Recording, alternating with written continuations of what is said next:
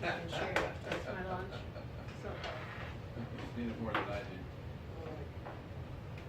We'll go ahead and call the meeting of the board of directors to order tonight, meeting of the board at 1 o'clock. B is the approval of the agenda. It's a motion to approve. Moved by Director Durr, is there a second? Second by Director Knight. All in favor? Aye. Any opposed? Okay, that passes. Item C is public comment. Is there any public comment this afternoon? Gene, Greg, Sherry? Nothing? Okay. Moving on to item D is the approval of the minutes of the July 24th committee. Did you have a chance to take a look at that?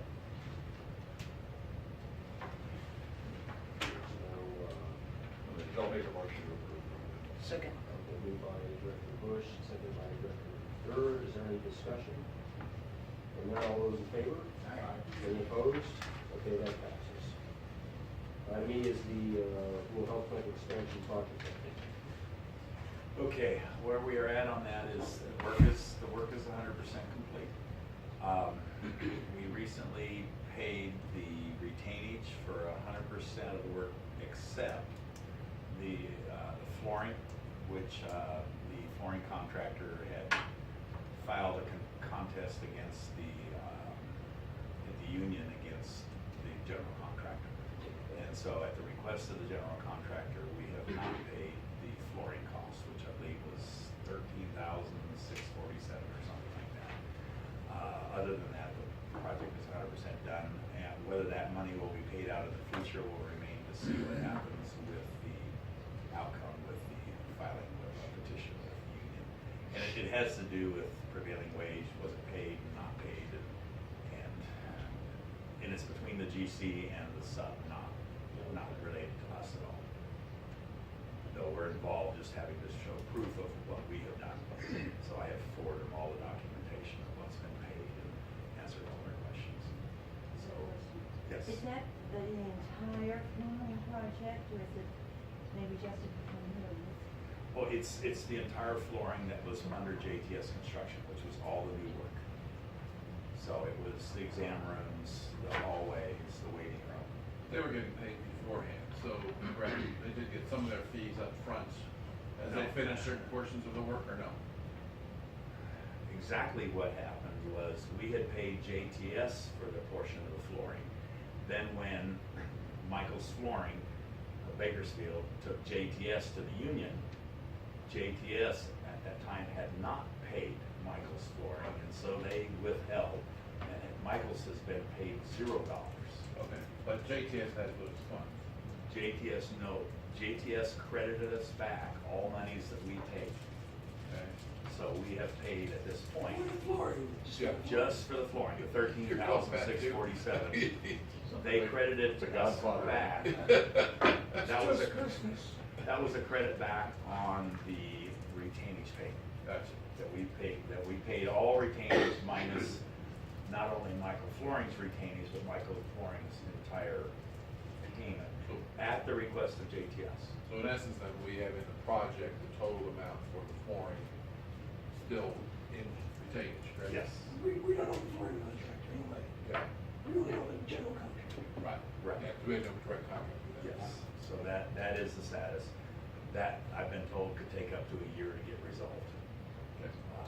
And I don't really fully understand why they even took JTS to the union. Yeah. Because my understanding is JTS was kind of smiling because they understood that Michael's Flooring had not paid their sub-installers prevailing wage. So they're actually the ones in trouble. Right. But yet Michael was the one who went to the union and threw a fit. So, again, it's between JTS, Michael Flooring, and the subcontractors that install the flooring for Michael's. It stops with us. We will only owe that money once everything is settled and the union says everything was done right and yes, Michael's Flooring needs to be paid, at which point then JTS would submit an invoice to us and it would not exceed the $13,647 because that is the total monies owed. Other than that, I looking pretty good over there. Any Everybody's pretty issues, happy. Greg, coming up, or? There's a minor issue with the flooring in the exam rooms that was not done by JTS, and I just gotta get the installer back out. I think we have a resolution on the two little bubble spots in a couple of exam rooms where the flooring bubbled up. I haven't had a chance to talk to you about it. Okay. That's not related to JTS, those were some of the existing rooms in the back. And actually, we're short code base on 2 offices, which I'm picking up tomorrow in Bakersfield. Again, not part of JTS's contract. Just work that we did in-house. I had an appointment with Greg a few weeks ago. It was pretty nice in there. It's very presentable Yeah. now. We still have at some point in time to come back and reskin some of the cabinets in there and stuff like that, to just clean Yeah. up the back half. Greg's not really liking that bright chartreuse green Oh, and the orange. I like the orange. The orange, yeah. I noticed something about the chartreuse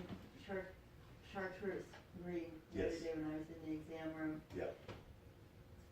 Did they paint the beige or the white also on the walls? No, we actually, on those existing exam rooms, in-house maintenance is gonna come in and paint the walls, and we'll probably remove it's got that cottage cheese ceilings, and they don't look very good, they're kinda dingy. So we're gonna spray those, scrape all those down, they don't contain any asbestos, so we're fine on that.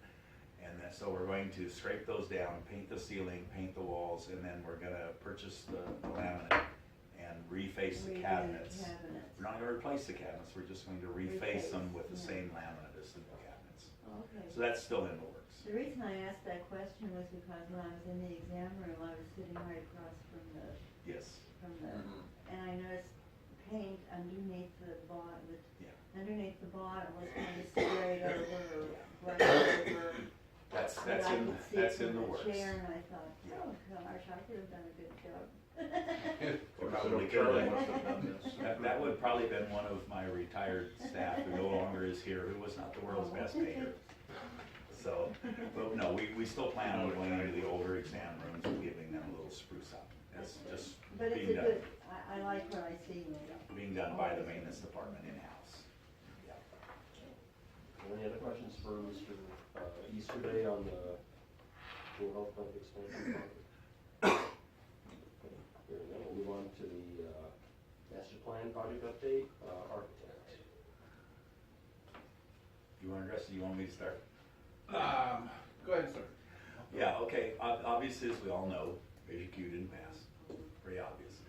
So we've been, again, like several years ago when it didn't pass, we immediately started talking about, what are some options? Is there any options? And so, we've talked with some people, we've brainstormed, there's, obviously, we're gonna have to come up with an alternate means of funding.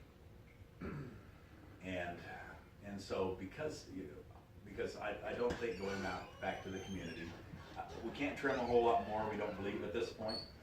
So is there alternate means? I've also had some conversations with Oshkosh, letting them know that Measure Q didn't pass, and that we're kinda dead in the water for a little bit here to figure out, because I was asked the question, well, are you going to move forward with maybe some portions and try and do it in pieces versus as one big project?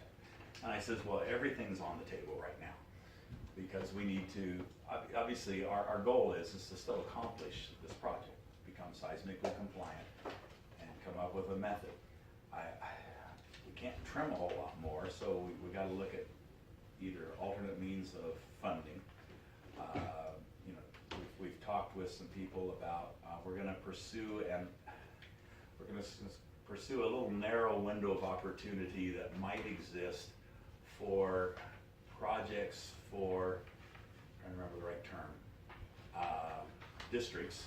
When a district has a project that has failed a community vote 2 times or more, that there might be an option of going to the state with a hard case scenario but it's real very, small. a tightly held secret, let's put it that way. We found out about it But apparently it has been done. Governments have secrets. This one they've been able to keep quiet apparently. So, you know, we actually have the name of someone who was involved with that. The one that actually did pass Actually and got did funded. pass it. And so, Was it in California? Yes. Okay. yes. And so it was actually in Kern County. Really? And so, anyway, we are getting up an appointment to go meet with them to kind of talk about the process and how they did that, you know, how they got that through the legislature, and so forth. So, Yeah, it has to go through legislature and become an approved project. and there's several things that are happening. Is, you know, I'm having conversations with the hospital association. Had several conversations already. We've talked about it from the perspective of possibly trying to do some sort of a bill that would maybe provide funding for the critical access hospitals here in California, or maybe even a smaller group subset of that of the frontier hospitals, which we are. That's a smaller group, is what we've been told by legislators, that sometimes they come up with funding for projects like that if it's a small enough group. They don't want to open the door for every hospital in the state of California, because obviously that would be cost prohibitive. And so, but sometimes if you can make that case that there's not enough, that you're never going to get these things approved by the community because of the size and the scope that needs to be done, but this might be a way of at least getting some of that done. Or some way of getting portions of the project paid for, and then coming back and figuring out what the hospital can contribute towards that, or whatever, or if there's even a smaller amount that we might get the community to help support, or whatever. Yeah. You know, we've got to take a look and find out what options exist for doing something like that. So, Yeah, I had a conversation with the head of licensing here in Kern County, and she actually thought that might be a good road to go down, is to get all of the small district or even smaller frontier hospitals together, and together be able to put together a plan that maybe could be funded. So, you know, we're looking at all options. You know, we're not gonna quit. We're gonna keep moving ahead with trying to come up with some solutions. The USD loan is off the table? We don't, not yet, not yet. We are gonna be having a conversation with them here shortly. We know, I'm surprised they actually have not called us yet. Yeah, we're actually meeting with Gary Hicks to basically kind of put our case together as to how we might be able to continue to keep this funds available to us.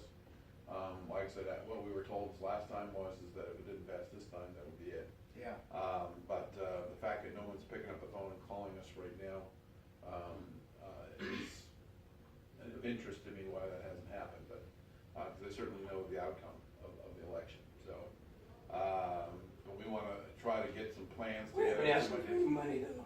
Was that? We haven't asked them for any money. No, exactly.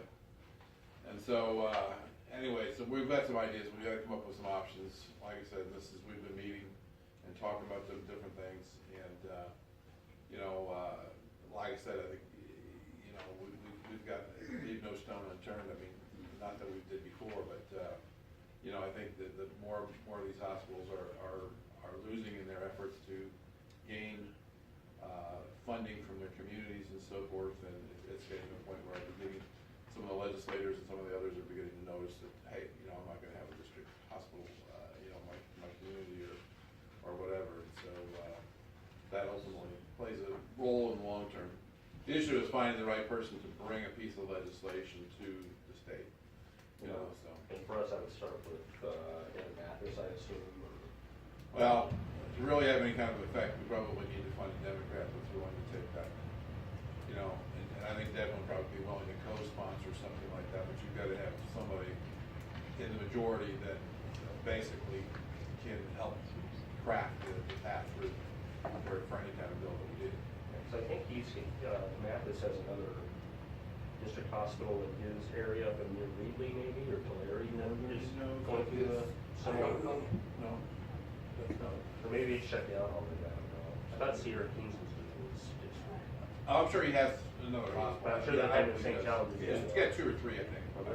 Our concern is that because the Republicans are such a minority in Sacramento, if we could get it backed by a strong Democrat, Smaller minority. we might have a better possibility to pass it. That's kind of political advice to be, so.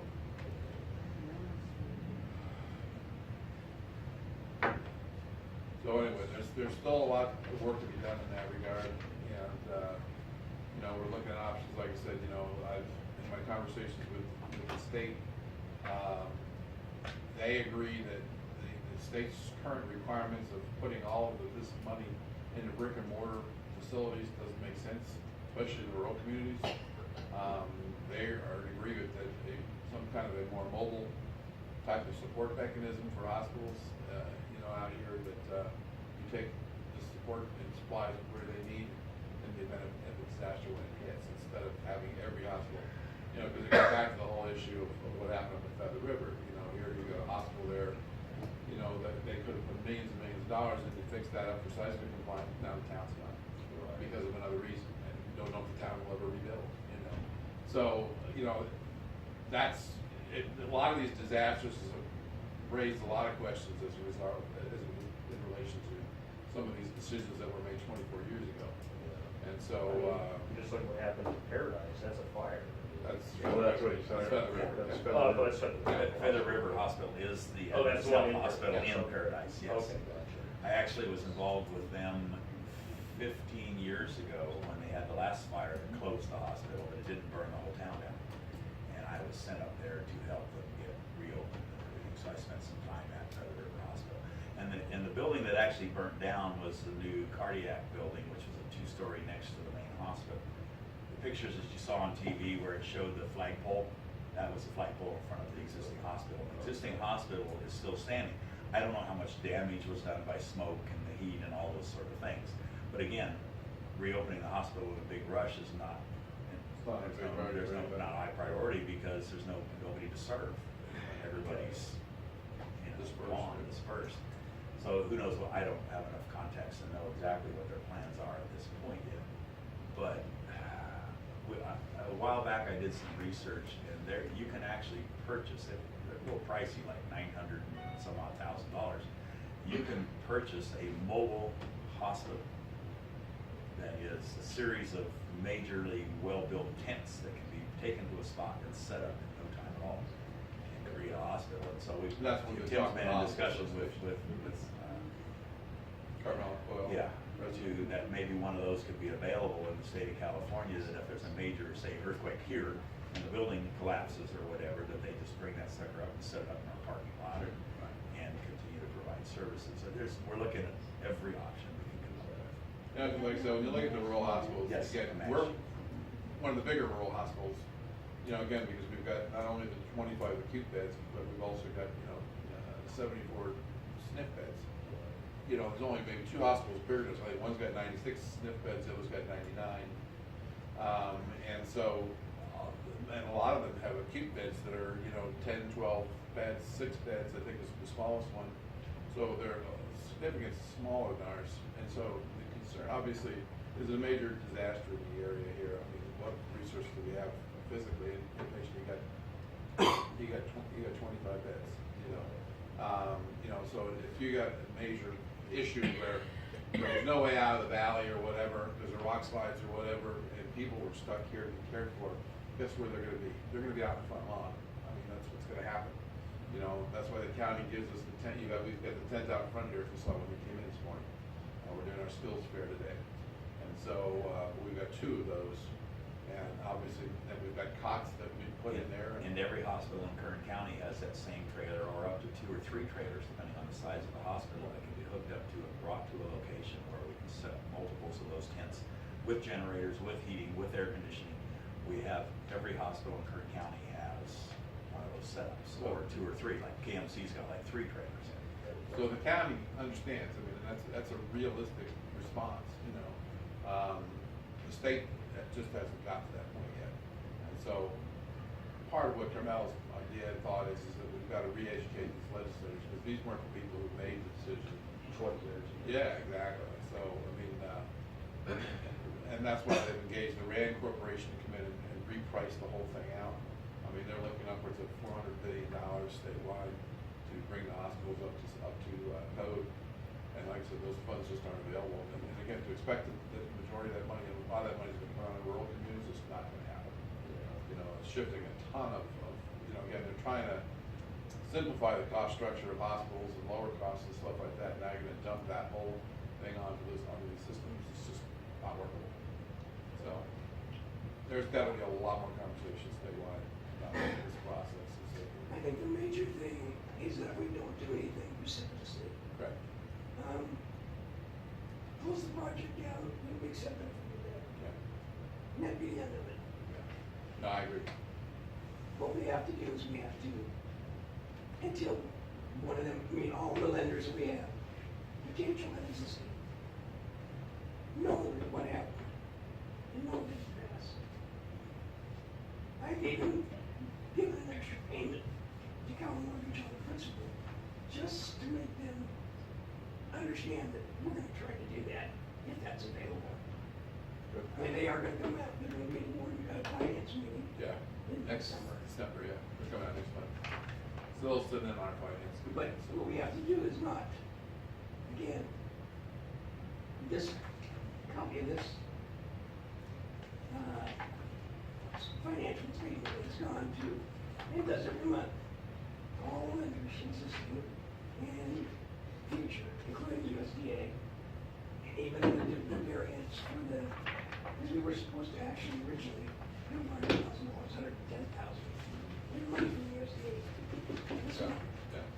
So, I caution you not to say that the project's done. Oh, no, not by any Or, stretch. I'm just giving you my spiel, as much as I can. No, absolutely agree with you. Yeah, we can't close it down. I And mean, like I said, the measure other thing is- failed. The other part of it is, we still have this shoveling ground requirement. And if we don't make that, they will shut the project, USDA will. Right. So we've got to put that shoveling ground, whatever that means. If that means facing, if that, whatever it means, shovel goes in the ground in time.